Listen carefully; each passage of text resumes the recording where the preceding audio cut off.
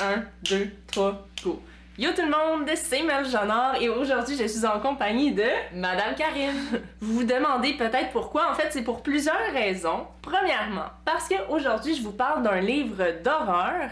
On lisait beaucoup de romans d'horreur quand on était jeune, puis je me suis dit que ce serait le fun de vous raconter des petites tranches de vie, puis des petites anecdotes, parce que moi, c'est quand même quelque chose qui a marqué mon parcours de lectrice.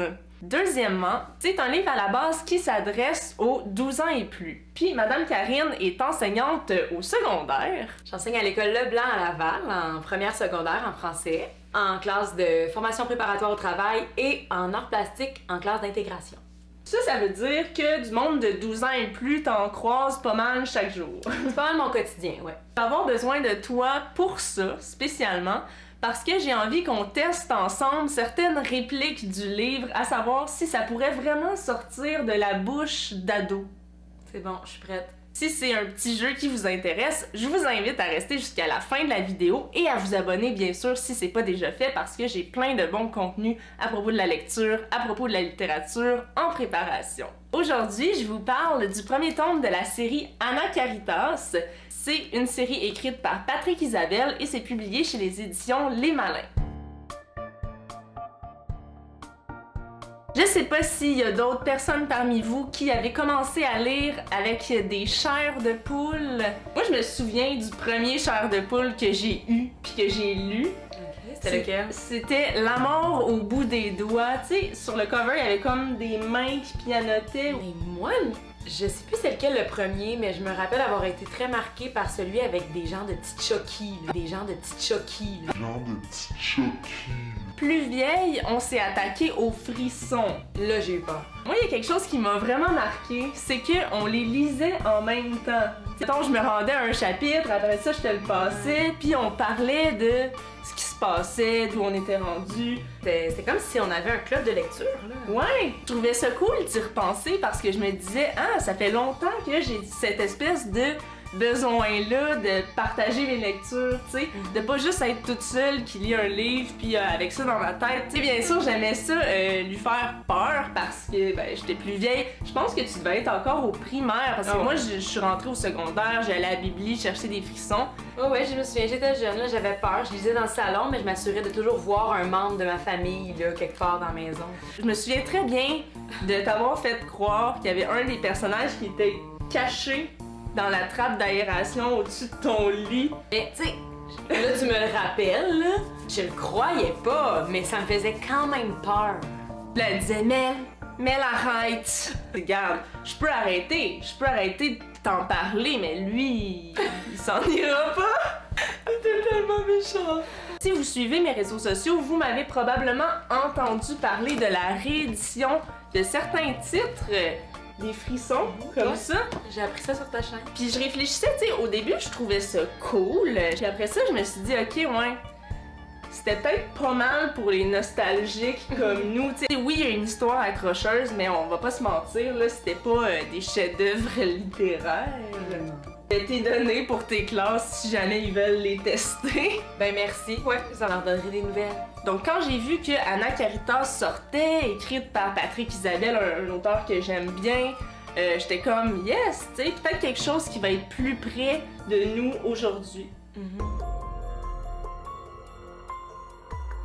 Anna Caritas, c'est le nom d'un gros collège privé full réputé dans le quartier de Saint-Hector, un coin dont personne parlerait si c'était pas du fait qu'il y a ce collège-là qui existe dans ce quartier-là, dans ce village-là. Justement, c'est tellement un collège qui est réputé qu'il y a des gens de partout dans la province qui y vont. On peut être pensionnaire là-bas, donc coucher là-bas. Là. Il y a même des gens qui viennent s'installer à Saint-Hector juste le temps des études pour que leurs enfants puissent aller là-bas. Et les gens qui viennent vraiment de Saint-Hector, qu'ils soient riches, qu'ils soient pauvres, peuvent aller à cette école-là. Donc, c'est une clientèle vraiment variée. Et parmi ces élèves-là, il y a la fameuse Marianne Roberts. C'est la fille un peu ténébreuse, gros maquillage noir, cheveux noirs, un peu badass. Elle met sa jupe plus bas, puis elle a ses Doc Martens. En fait, elle vient de revenir à l'école. Elle était disparue pendant un bon moment après la mort de son père. Son père, c'était un musicien d'un groupe rock de renommée internationale.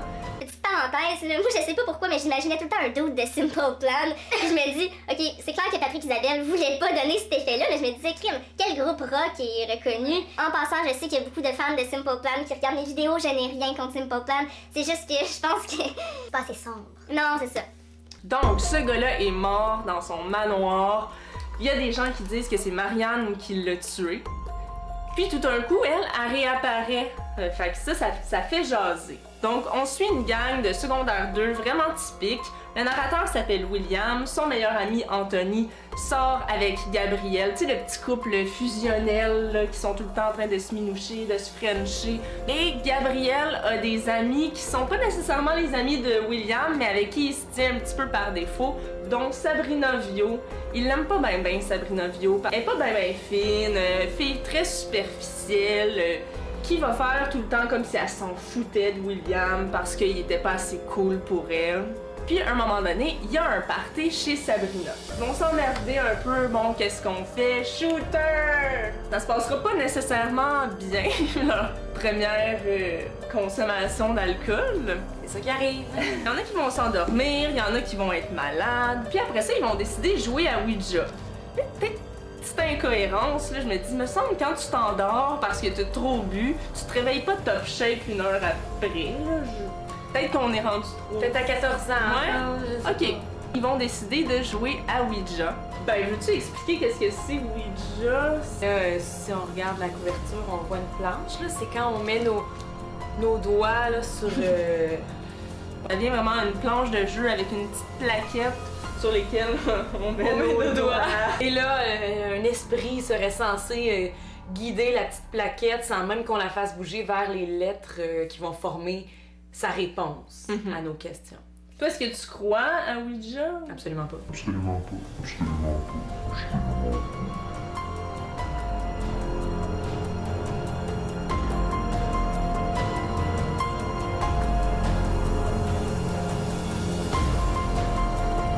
Est-ce qu'elle a plus d'informations là-dessus que eux? Mais c'est parce qu'on devine qu'elle a peut-être des genres de pouvoirs. Ça foutait la chienne.